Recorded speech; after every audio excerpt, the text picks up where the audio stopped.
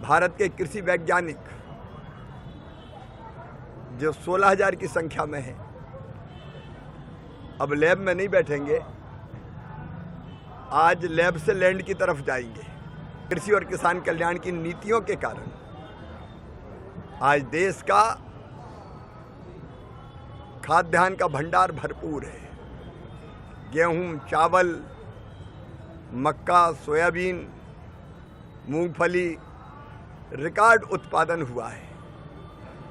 लेकिन आज भगवान के चरणों में प्रणाम करते हुए कृषि विभाग पूरे देश का, भारत का, हमारे उप मुख्यमंत्री जी साथ हैं, उड़ीसा का कृषि विभाग, भारत के कृषि वैज्ञानिक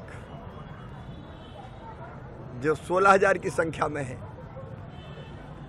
अब लैब में नहीं बैठेंगे, आज लैब से लैंड की तरफ जाएंगे। मतलब गांव में किसानों के पास जाएंगे। विकसित कृषि संकल्प अभियान आज पुरी की इस पवित्र धरा से प्रारंभ हो रहा है, जिसमें वैज्ञानिक गांव में जाके किसानों को वहाँ की जलवायु कैसी है, वहाँ कितना पानी है, माटी कैसी है, उसके अनुरूप कौन सी फसल की कौन सी किस्म और कैसे खेती करनी चाहिए, जो उन्हें शोध और अनुसंधान किए हैं, रिसर्च किए, उसके अनुसार किसानों को सलाह देंगे। किसान भी उनसे सवाल पूछेंगे, समस्याएं बताएंगे। उनकी बताई समस्याओं के आधार पर फिर जरूरत पड़ी तो शोध, रिसर्च और अनुसंधान भी होंगे।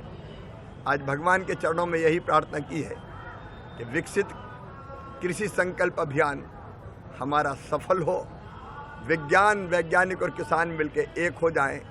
एक राष्ट्र, एक कृषि, एक टीम के लीडर प्रधानमंत्री नरेंद्र मोदी जी और हम सब साथी राज्यों के मुख्यमंत्री, कृषि मंत्री, उप मुख्यमंत्री, कृषि विभाग का अमला, वैज्ञानिक, किसान, ये एक टीम बन गए और संकल्प है किसान का उत्पादन बढ़ाना, उत्पादन की लागत घटाना, किसान की आय बढ़ाना और देश के अन्न के भंडार भरपूर रहें, कोई कमी ना रहे।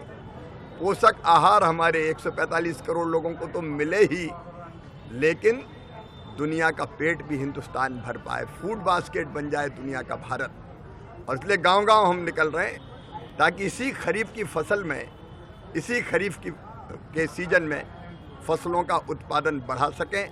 मैं आपके माध्यम से किसान भाइयों से प्रार्थना करता हूं, आपके या आपके आसपास के गांव में वैज्ञानिक आ रहे हैं, आपको जानकारी मिल गई होगी या मिल जाएगी जब आपके गांव में आएंगे।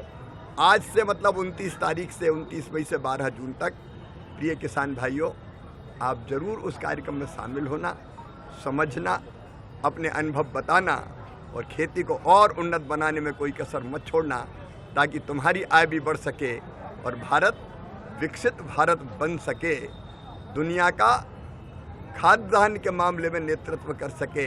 और यही जगन्नाथ भगवान के चरणों में। जगन्नाथ भगवान की